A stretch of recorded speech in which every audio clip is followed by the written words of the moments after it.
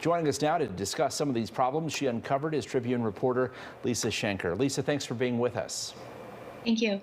So first of all, there was a problem with whether or not the old Mercy Hospital was even supposed to receive ambulances, that finally the Illinois Department of Public Health had to get involved. Talk to us about that.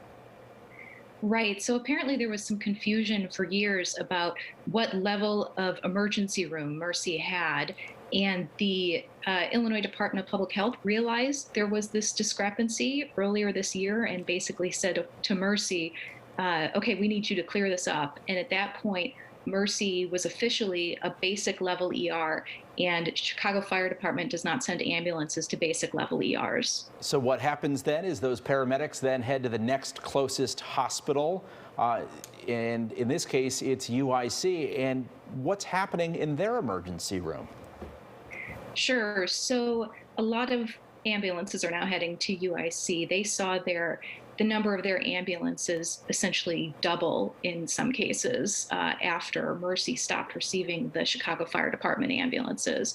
And I talked to several people who work in the ER at University of Illinois Hospital, and they say that the ER is just really slammed, that there are patients on a daily basis waiting 6 to 12 hours to get seen in the ER essentially after triage, and that there are patients waiting on stretchers because they're too sick to sit up, and there are ambulances lined up outside sometimes. Yeah, I had a relative who had that exact experience at UIC, a serious ailment, but not life-threatening, and he was on a stretcher in a hallway for hours and hours and hours. So what can be done about this problem?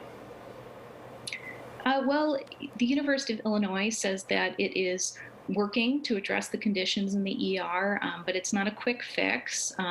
They are getting $65 million to upgrade the ER and help with the process of kind of identifying patients and their issues when they come in. And they're trying to get patients discharged from the hospital more quickly when they can, so that people aren't waiting in the ER to get admitted.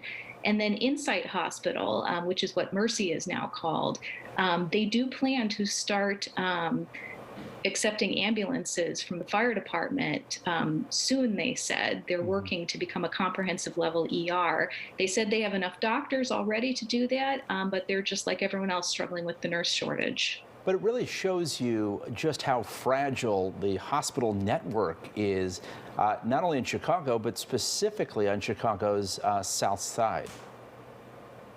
Yes, and that was a point that some of the community leaders and activists with whom I talked, they spoke about that as well, about how they feel like there's already a lack of enough care on the south and west sides of the city. And this really demonstrates what happens when even one hospital in that area is no longer providing a service, and the ripple effect that has and what that does to patient health care. Tribune reporter Lisa Schenker, thank you so much. You can see her story at chicagotribune.com. We appreciate it. Thank you.